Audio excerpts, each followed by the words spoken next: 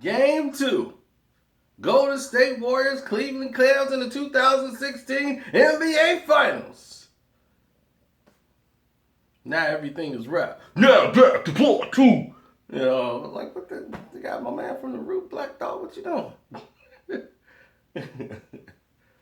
LeBron and Cass is back. I'm like, oh, jeez. What are they doing? Anyway, let's cut out all this, the show stuff that they put on for the people. Let's assess the game. For people who understand basketball, they would love that we're going to express the game, what's happening, instead of the commentators who delude you with the, well, they need to. They have to play with a passion. I think right now they're mentally infuriated with this crowd here, and it's distracting these fans. That stuff has nothing to do with the game. Listen, it's all come down to the play. And here's the thing. Golden State made more of the adjustments than Cleveland did. This is a clear example of coaching and non-coaching. Cleveland just like, yo, man, we got to play better. That was basically it. There was no difference in how Cleveland played from game 1 to game 2. Except for this time, they didn't have Kevin Love to help them out at all in the second half. That was key to them because they leaned on him a lot. Now, with him gone, Kyrie Irving still hasn't found any help to LeBron. They're the only two threats you have to worry about. They got great production from Jefferson. But everybody else, Fry, Shermer's not even trying to look to shoot. He gets the ball. He had the whole lane. He's not even looking. He's looking to try to see where's LeBron, where's Kyrie Irving. They have a scouting report on every single player. Both teams do. And in the scouting report, for those who don't understand what that looks like, it's a piece of paper and it has every player and it has their strengths and it has their weaknesses. Every team normally has this scouting report. And it breaks down what they like to do and what they don't like to do. And what you need to be trying to get them to do. Take away their strengths to make them a weakness. Now, for a simple fact that LeBron James and Kyrie Irving are going to get the ball 90% of the time. So if Shermer has the ball, he's going to be looking to pass to either Kyrie Irving or LeBron James. Golden State knows this. So when Sherman has the ball, they're trying to get to the passing lanes. They're not worried about him shooting. The first defender steps up. Everyone else is trying to stay home and get man-to-man and get tight on the LeBron and Kyrie to force him to try to make a pass elsewhere, to force him to try to think. And he's not thinking shot-minded, so he's looking to get rid of the ball. Golden State changed the philosophy. They said, well, Cleveland's going to be focused and training on trying to run us off the three. So what we're going to do is take what they've been giving us. And what they've been giving you was the lane. They're giving you that free throw lane jump shot. Anything in that area, you're going to have at least a clear look to hit that shot. So in practice, they've been working on drive, stop, pull up, shoot from the free throw line. Everything was coming from that area because that area is going to be open. They have the motion offense that they're running is in the backcourt with the weak defenders. And they're getting them going. So the post and everything else can be clear like a lane so you can just drive through. Movement without the ball, Golden State did a much better job today than they did in game one. Now, Curry must have seen my video. Somebody played it for him. It was like, look, dude, this guy's clowning you, but he kind of right. You give up a lot of layups, dog. Trying to kick it out for threes, that just don't make no sense, dog. This the finals. You got to take them points. And he listened. right to the bucket, and they're thinking he's going to kick it out. That's how Cleveland's playing him. Like, okay, look out for the pass. But he went up and started shooting, so this confuses them. They don't know if you're going to shoot the three or you're going to go in for the score now. And when you're down, you put pressure on them to have to do something. See, that's why I say you just take the basket. You don't need to score three, shoot 15 threes a game. It's ridiculous. You don't need to shoot 15 threes a game unless you have to shoot 15 threes. Not for one individual. So play the game and you're going to see the results are a lot better. They played the game, a correct basketball game, and you see what happened.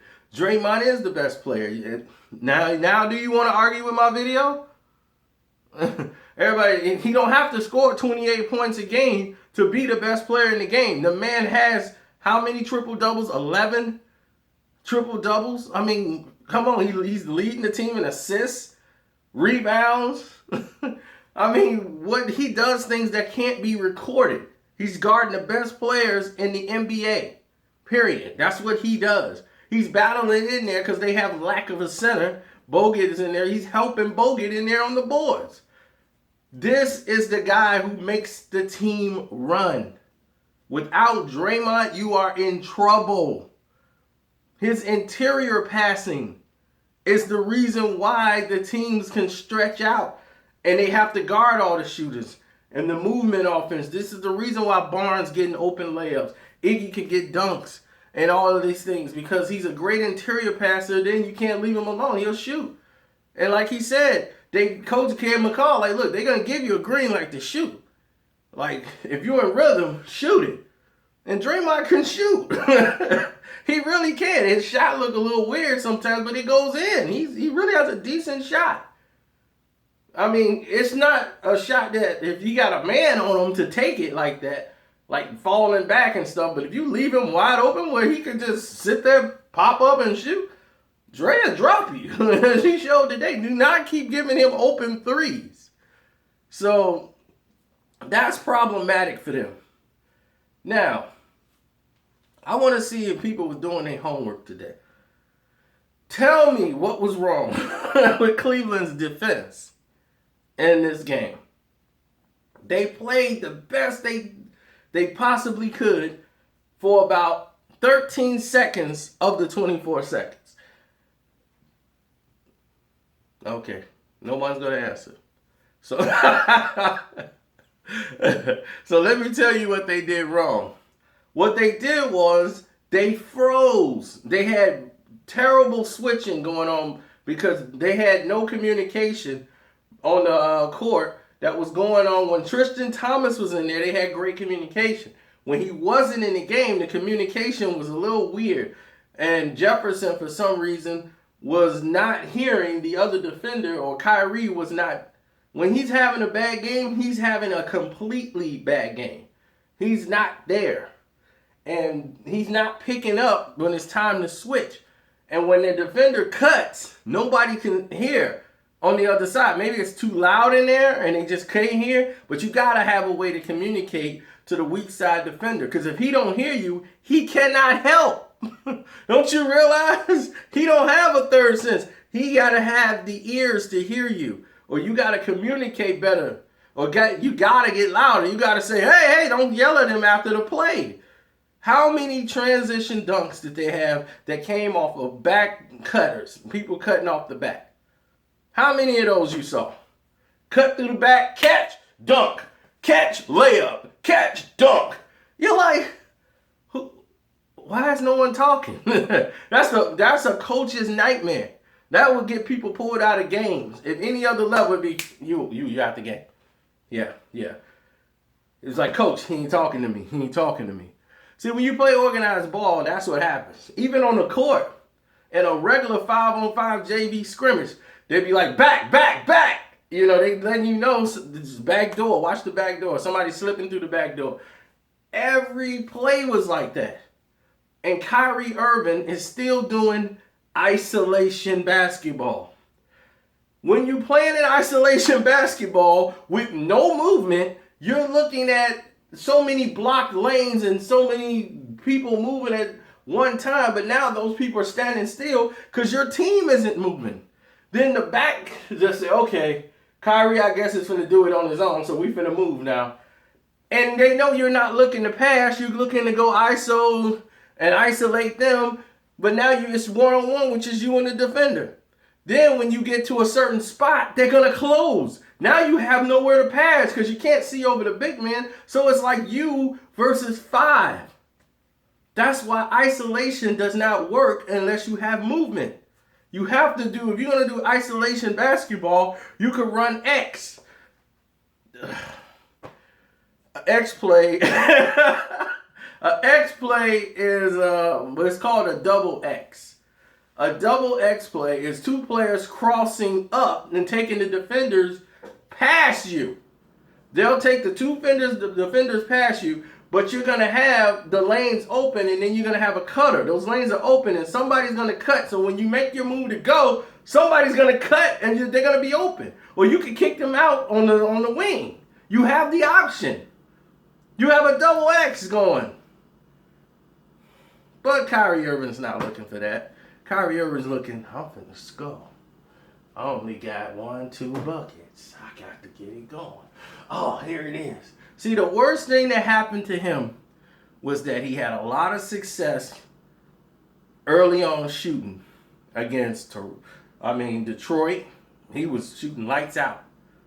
And even in the closeout game, he was on fire. And they would just go to Kyrie. Boom, go to Kyrie, man. He hitting all those threes in isolation. Those were like bad shots. But he was making them. It was tough shots. Like, man, all in his face. Drop. He was in the zone. Then, they went to the next series against Atlanta. Same thing. Drop. Couldn't be stopped. Toronto. He only played bad sometimes when they got in Toronto. But other than that, wet. Go ISO, give to Kyrie. Let him take over. They don't have the same type of style that gels together with LeBron and Kyrie. That's why I was almost surprising they made it this far. They need Kevin Love more than anybody on the planet because he's the only one that does everything. He's shooting, not only he's post up shooting a 3, that's not what Kevin Love does. Kevin Love can put the ball on the floor. He can go to the basket and attack. He's better at doing that. They put him in the post. They got him in there banging for rebounds. They got him trying to be Draymond Green. And he could do these things, but his thing is he's just not Draymond. But Kevin Love can do these things, but without him, they are dead in the water. So the 30-point lead happened because Kevin Love wasn't in the game, definitely. Without Kevin Love for the whole second, you are done. That's it. They're not going to win without Kevin Love. Can't do it. They need him too much. LeBron, his barrel roll to knock you over, and then him scoring the ball on a layup, that's only going to work for so long. You got to learn how to make shots, and LeBron is making bad decisions. He's going too far in before he's thinking about making an offensive move. He waits till he gets near the basket to decide to go up. Go up and take off right then and there. When you make that decision to go and take off like you did when you got mad, they called some garbage fouls on him too, and garbage traveling calls. They really was trying to send him a message. But make a decision and go.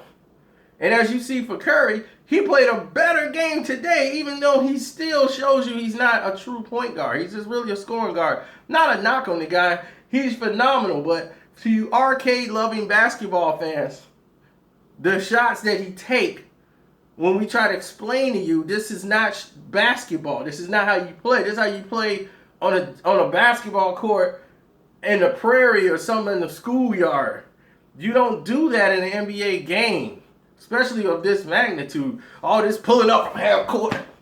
Now, I give him credit. He hit a lot of those. He's very accurate shooting those. But in a game-like situation, your skills in basketball and why you went to camp, why you went to training, why you went to all of these things have to come into play. This is an NBA basketball game. This is the finals. You have to play like a smart and intelligent basketball player. It's cerebral. Okay, more than skills. You need to put pressure on the other team to try to do something. So by you scoring, it puts pressure on them to try to keep up the pace of the game, the tempo and everything. They're down, so they get desperate and they make mistakes. That's how you win championships. It's not about, well, Michael Jordan got to get 35, because that's not the case. Michael Jordan scored 35, and so did the other person. The other person might have outscored Michael Jordan. But you know what? The Bulls won by 20. And you're like, how did they do that? Cerebral. That team was a veteran team. You got players like Dennis Rodman who can enhance other players. They make you better. Rodman's going to take a lot of pressure off you so you could do the things that you like to do. That's what Draymond Green does. He takes pressure off Curry, Thompson, a lot of those guys, so that they can do things they need to do. As you saw when Thompson had the ball. Thompson dribbled, went in, fadeaways, did all he could to put pressure on their defense to make them work. When you shoot threes, they don't get tired. They just standing there. So you're not wearing the defense down. Run, pass, move the ball around. Let them rotate. Let them use their legs. You guys are fresher than them. They got a bunch of old guys on Cleveland. LeBron is in basketball years, he's old. And, it's like, oh, old LeBron, run them. You run them on defense. You make them tired. And your team can take this pace. Y'all younger, y'all faster, y'all keep it up. Keep them moving. And that's how they won game 2.